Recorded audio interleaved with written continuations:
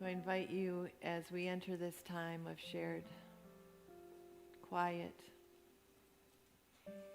touching the edges of the great silence,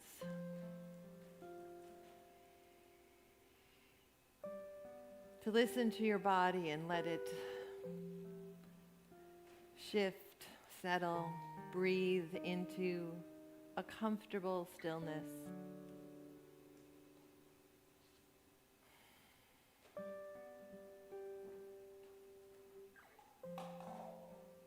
Letting the rhythm of your breath, that is the breath of God,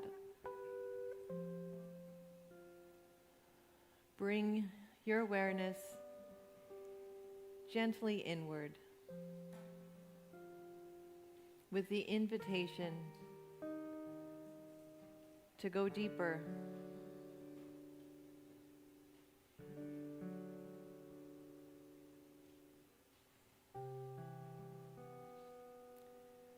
Let the sound of my voice and the sound of Roger's gentle guitar also be an invitation to go deeper. You may find yourself paying attention or not. You might repeat the phrases I say in the silence of your own heart, or just let sound fall away.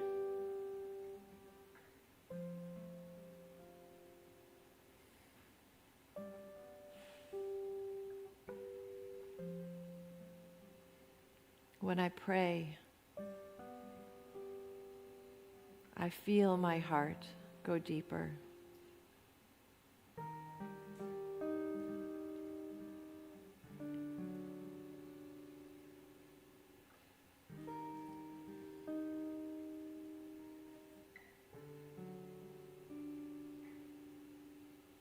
When I let myself be still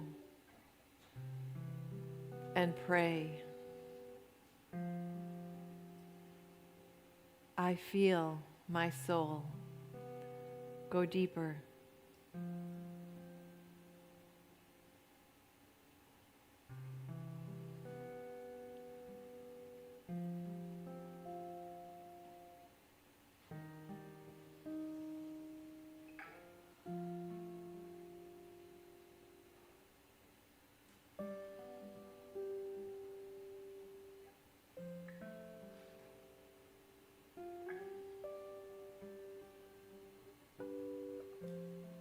In the stillness of this moment, I pray.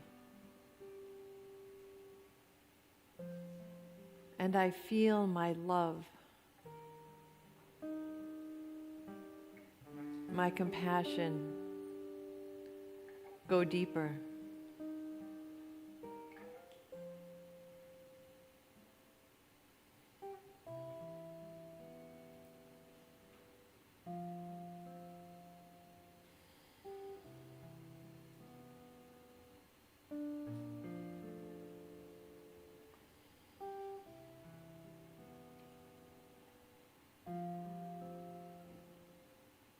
Right here, with all that I am, I pray.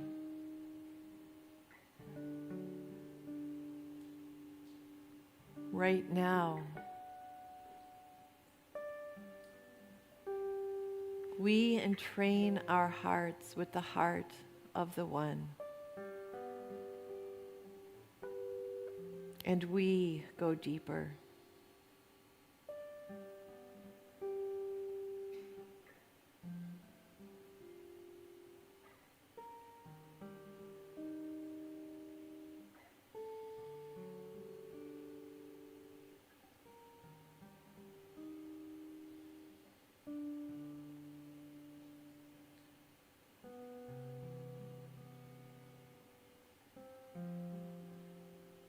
I listen and let what is mine to do arise from the heart of God beating in mine.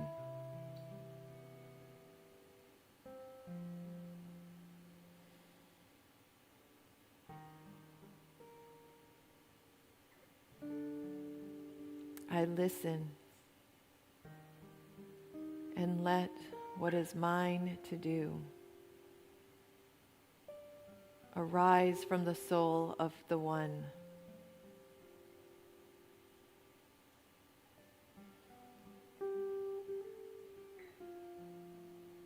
May I untangle the knots that bind my own heart.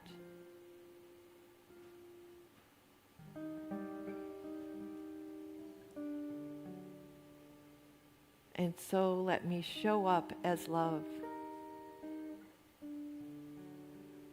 Let us show up as love.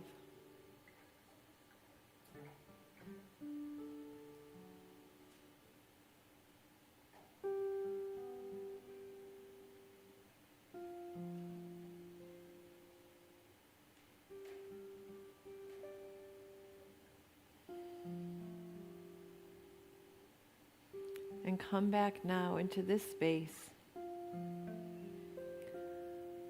fully present to the presence and fully present to each other.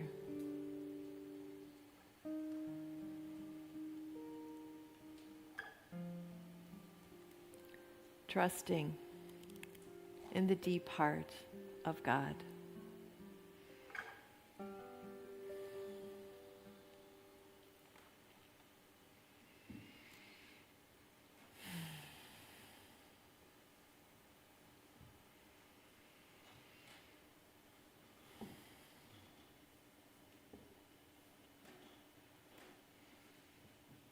When I dance barefoot, and I can feel the need this morning in my awakened, tender heart for the need to feel my bare feet on the floor.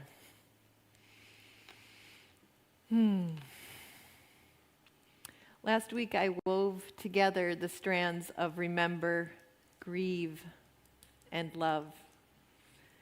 And Roger's quick thinking when we recognized that the streaming was not cooperating, took out his phone.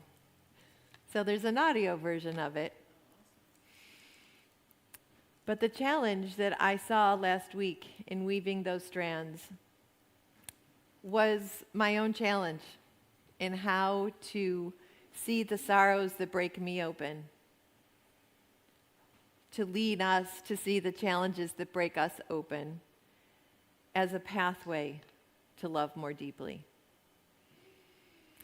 This week, as I mentioned in my welcome, the sorrows of the world weighed heavily on my heart. And I was close sometimes to helpless rage and despair and a sense of hopelessness about what could I do in the face of children who are dying, of violence that happens around the globe. What could I do here in this little town, in this little community, in my own house as I was pacing the floor the other day? So this week, my offering is what helped me stay afloat, come back to being afloat as an expression of God's love. The practices that help me to go deeper. And as I share my journey this week, as I do every week, I invite you to think about your own journey, because it's not really about me. I am just laying bare my walk to invite us in to lay bare the walk we are on together. What helps you go deeper? How are you practicing the art of living the truth that God is all? Carol, that was a beautiful opening prayer. That reminder that God is everywhere present, even in those we would name as enemy, as other. And that God calls us to co-create the transformed world we want to see, the world that we believe in. This week I came across a poem, and it is one of my practices. I wish I was writing more of my own. I dabble, but poetry is a language that speaks to the deep heart of me. And I found this poem by James Cruz that cut to the heart of my grief that was sometimes sort of bordering on rage and confusion at the sorrows of the world. It's called Kintsugi Again. You also might have seen it on the Insta. In the Japanese art of mending ceramics, that is the art of kintsugi. In the Japanese art of mending ceramics with powdered gold, no one ever talks about how they'd leave the pots, cups, and cracked bowls broken for a while, sometimes whole generations. And so I say to you, let your heart stay shattered. In your chest, let it ache. Some might claim you've now been broken open and can let in the light, which we know is true. He says this might be true. We know it is true. But before you rush to gloss over the wounds, filling the holes with gold so they glimmer, try to find beauty in the broken places too. Proof of where the fire left its marks on you.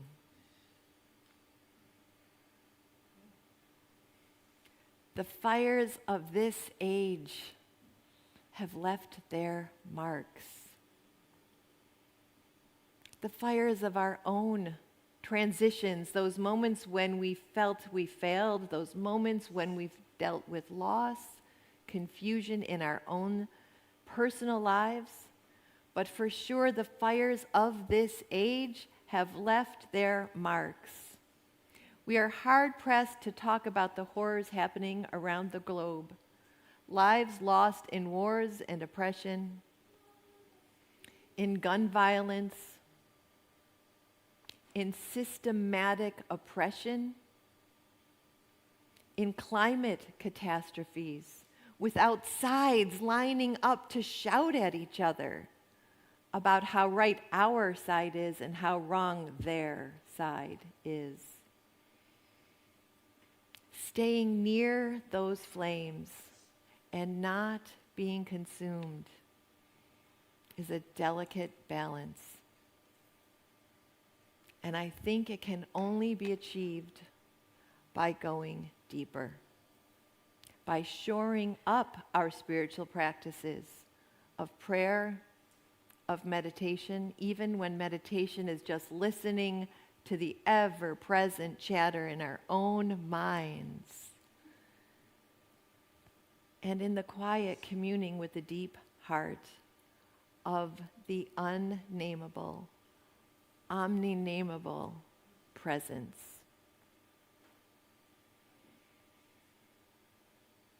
Staying near to those flames.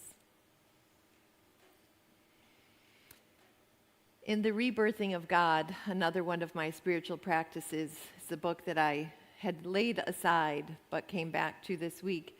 John Philip Newell writes in chapter 5, Reconnecting with Practice, about Thomas Merton's call to a contemplative orientation of life, a contemplative orientation. How do we point our lives in the direction of that communing in whatever way that shows up for us?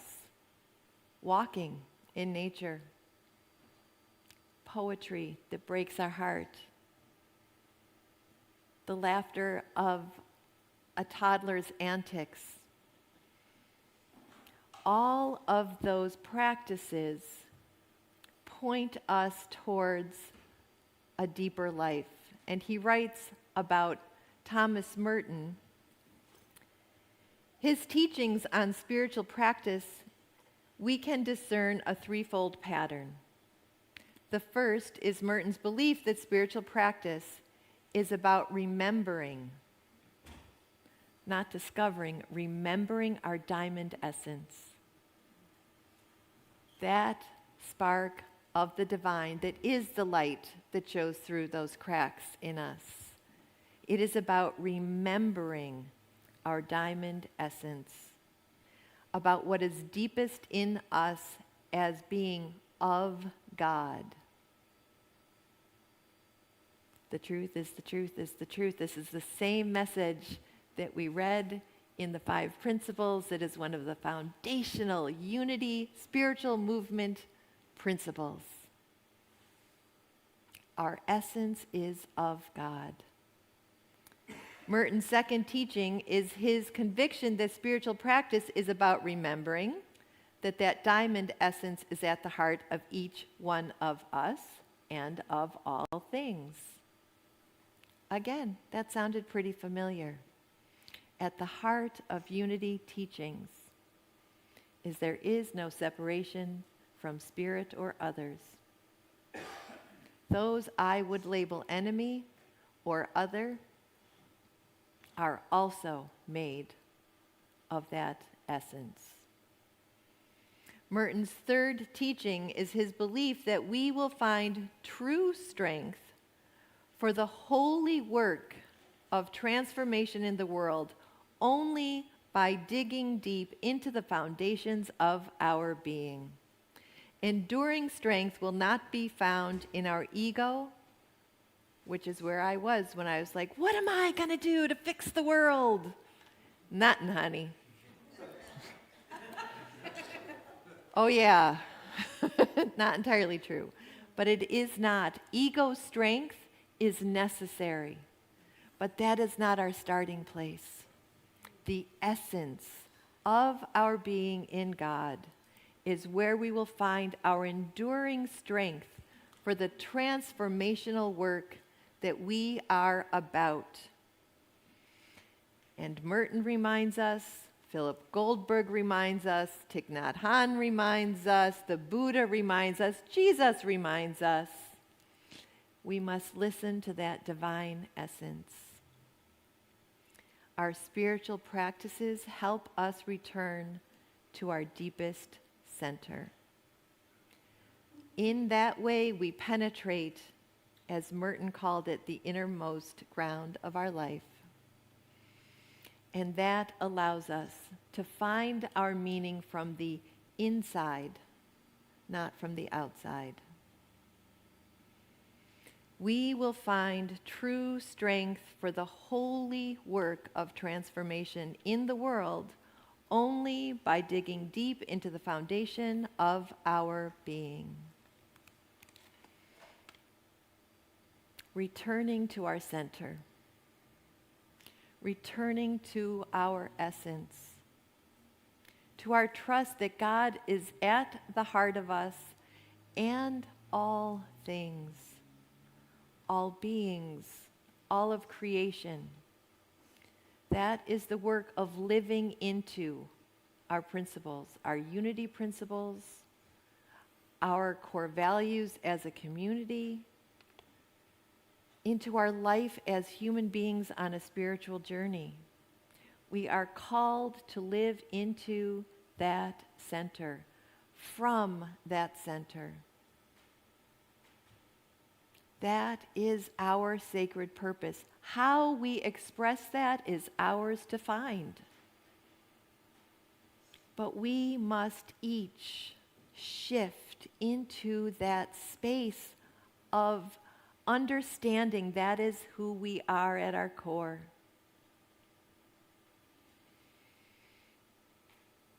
How do we shift our consciousness? How do we live consciously in the awareness that God is everywhere present? That we are made of God. That we are co-creating the life we believe in every moment. How do we align our thoughts and words with the heart of God? We practice again and again and again and again. We return to the stillness, to the walking, to the quiet. We return to that which allows us to listen, to the voice of God longing to express its fullness in us and as us. When I pray, I feel my heart go deeper, my soul go deeper, my love go deeper, deeper into God, into the heart of the world, into the heart of all of those other individual expressions, those unrepeatable expressions of the divine, even those that are causing irreparable damage to lives. The only repair that will happen is in turning it over to the God that is everywhere present, who can heal even the most dire circumstances. Last week, I reminded me and us of this passage from the 5 Principles. When we are living the truth, any action we take will be from a consciousness of spirit and oneness, with ego in service to the soul. That's where things fell apart for me this week. I was forgetting that important partnership. And in my desire to do something, was in danger of causing the same kind of agita that I was raging against. Putting principle into action starts as an inside job. Newell again says the same truth as he's speaking of Merton's wisdom. Spiritual practice is not only about moving to the diamond center of our own being. It is about plunging deep into the heart of the world. The deepest ground of our being cries out for communion. The unity for which we long is not a new unity. It is our original unity. We do not have to create a relationship with all things. We simply need to let it be born again from the very foundations of our being. Spiritual practice is at the heart of this great work. In order to be strong, again, hear this again, in order to be strong for the work of transformation in the world, our seed force of strength for change in the world must be centered in the innermost ground of our being. We remember that living the truth, there is no separation between us and those we might call enemy or other, calls us to an elemental love. That phrase that showed up for me a couple of weeks ago has been an echo, an elemental love. We are not all sweetness and light. It's not a sappy love that we're talking about here. We are talking about love that calls us to show up, to interrupt, to find our ways to say no to the powers of the world that would oppress the innocent in our own way. I cannot fly to Palestine or to Israel. I cannot fly to even places in my own country where families are torn apart. But I can love where I am. I can align my heart with the deep heart of God, and in my own ways, in my own expression, be as clean a vessel for that divine essence as my silence and my prayer and my doing will allow.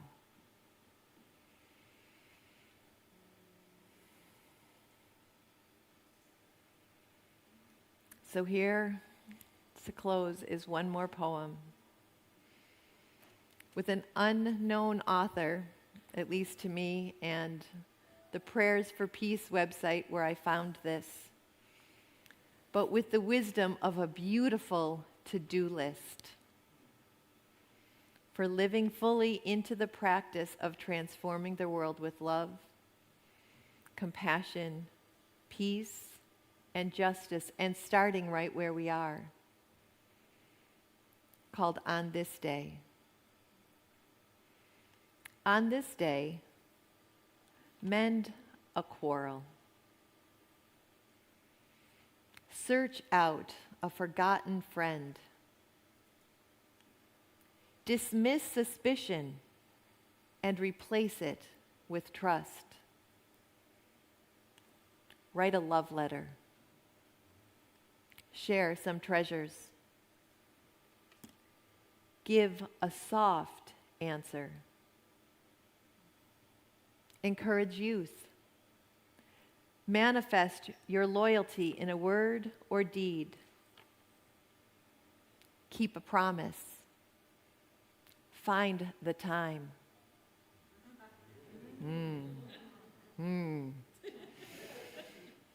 Forgo a grudge.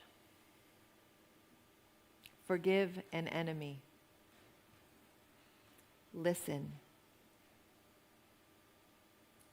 Apologize if you were wrong. Try to understand. Flout envy. Examine your demands on others. Think first of someone else. Appreciate. Be kind. Be gentle. Laugh a little more. Deserve confidence. Take up arms against malice. Decry complacency. Express your gratitude. Worship your God. Gladden the heart of a child. Take pleasure in the beauty and wonder of the earth. Speak your love. Speak it again. Speak it still again. Speak it still once again. And so it is. Amen.